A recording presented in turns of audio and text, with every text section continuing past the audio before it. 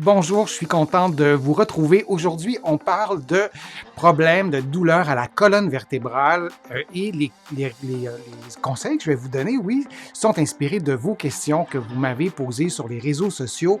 Vous pouvez trouver plusieurs des conseils, des exercices que je vous donne aujourd'hui dans mon livre 99 façons de soulager les douleurs au dos et au cou. Et vous vous souvenez que ces conseils et ces exercices ne remplacent pas les recommandations d'un professionnel de la santé. Une sténose spinale, c'est quoi? C'est un rétrécissement anormal du canal rachidien, soit l'espace à l'intérieur de la colonne vertébrale par lequel passe la moelle épinière. Alors là, j'ai une vertèbre ici, je vais vous la placer comme ça, et vous voyez sur mon gilet noir comme ça qu'il y a un trou ici au centre. Et dans ce trou passe la moelle épinière. Bien, évidemment, les vertèbres, on n'en a pas juste une, hein, on en a plusieurs, et cette empilade de vertèbres forme le canal spinal et lorsque ce canal est étroit, lorsqu'on a un rétrécissement anormal, on peut avoir des symptômes, on peut avoir de la douleur. Et comment on fait pour, si je reprends la question de l'internaute, juste pour vous la montrer, je ne vous l'ai pas montré longtemps, quel est le meilleur moyen pour soulager la douleur causée par une sténose spinale? C'est d'abord, je voulais quand même vous montrer c'était quoi la sténose spinale. Et si on y va maintenant avec la prochaine diapo, on veut aussi s'intéresser, quand on parle de sténose spinale, à quelles sont les conséquences. Ce rétrécissement peut entraîner une compression des nerfs et causer des symptômes comme des douleurs dans le dos, mais des douleurs aussi aux membres inférieurs, des engourdissements ou une faiblesse aux membres inférieurs.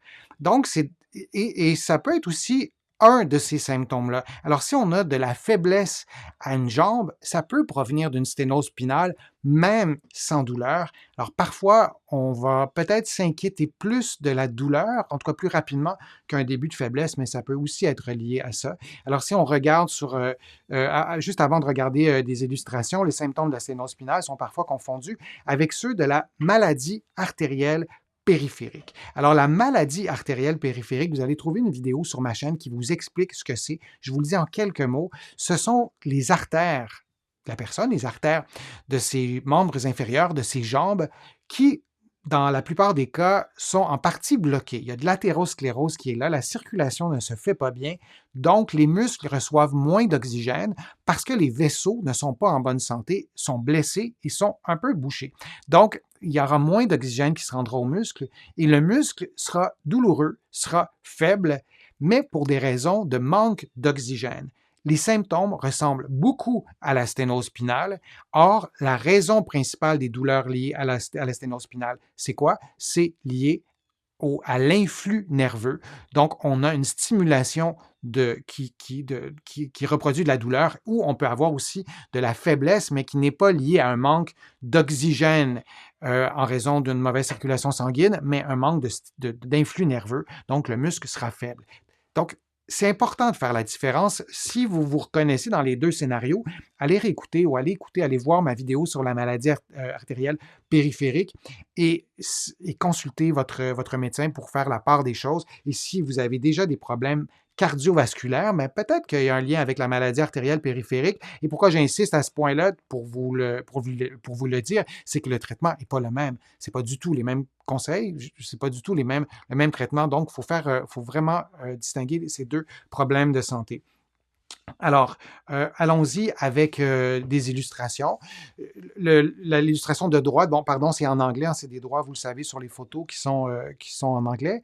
Et j'ai les droits pour la diffusion des illustrations originales. Mais vous voyez, à droite, il y a le canal spinal, il y a de l'arthrose qui est là, hein, c'est usé. Alors, on peut avoir une diminution du canal spinal, du volume du canal spinal pour cette raison-là.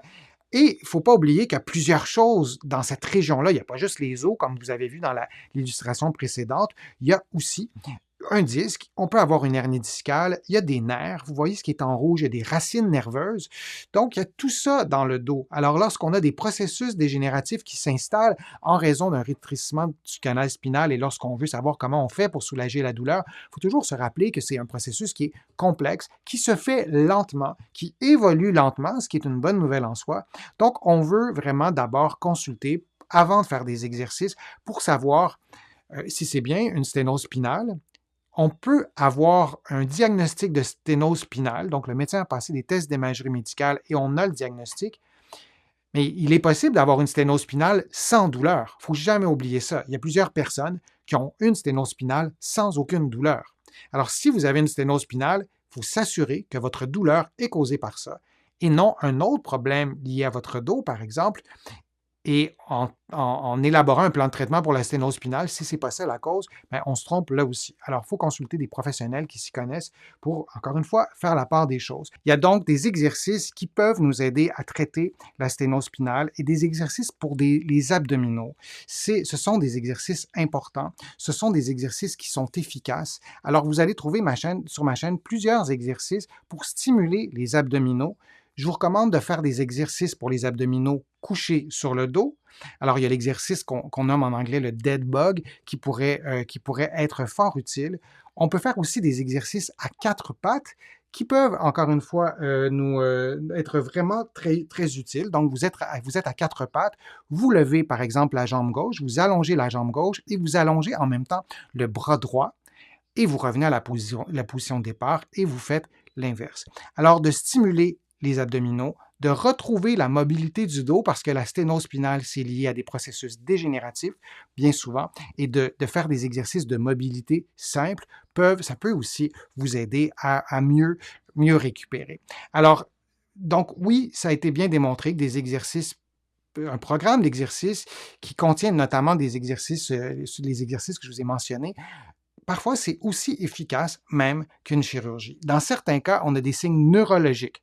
Notre pied ne répond plus, on est presque en train de paralyser ou certains muscles ne répondent plus du tout. Il y a une certaine urgence, il y a des signes neurologiques, par exemple, ben là, on a besoin d'une chirurgie, mais pour des cas moins graves, disons, on a pu démontrer par des études que les programmes d'exercice étaient souvent aussi efficaces. Alors, c'est ce que je peux vous proposer en ce qui est question des exercices. Et ben, parlez-en à votre médecin aussi. Peut-être que dans votre cas, c'est la chirurgie qui est indispensable. Peut-être que non. Et on veut s'assurer qu'il ne s'agit pas d'une maladie artérielle périphérique. Je vous remercie d'avoir été là. J'espère que les conseils ou les exercices ou les suggestions d'exercices vous ont été utiles. Si vous avez envie de me poser des questions, vous pouvez le faire sur le fil de discussion. Je lis toutes les questions. Je réponds à quelques-unes des questions et sinon, j'essaie d'y répondre dans des vidéos comme j'ai fait aujourd'hui. Je vous invite aussi à faire une contribution. Vous le savez, sans vos contributions, je ne parviendrai pas à vous produire autant de contenu et ça me fait plaisir de le faire. Vous pouvez faire une contribution directement sur YouTube en cliquant sur le petit cœur j'aime. Vous pouvez aussi le faire sur mon site web, le www.denisfortier.ca. Vous allez voir, c'est simple, vous cliquez sur contribution et vous allez pouvoir aussi sur mon site web vous abonner à l'infolettre. Vous allez trouver aussi beaucoup d'informations dans mes livres que vous allez trouver au Québec, mais aussi de l'autre côté de l'Atlantique, notamment mon livre qui s'intitule « 99 façons de soulager les douleurs au dos et au cou ». Et vous allez trouver aussi les autres de mes livres aussi avec d'autres renseignements, d'autres conseils. Et je vous invite à me faire part de vos lectures. Ça me fait toujours plaisir de recevoir vos commentaires. Alors, je vous dis à une prochaine fois et à un prochain direct, à une prochaine vidéo. À bientôt.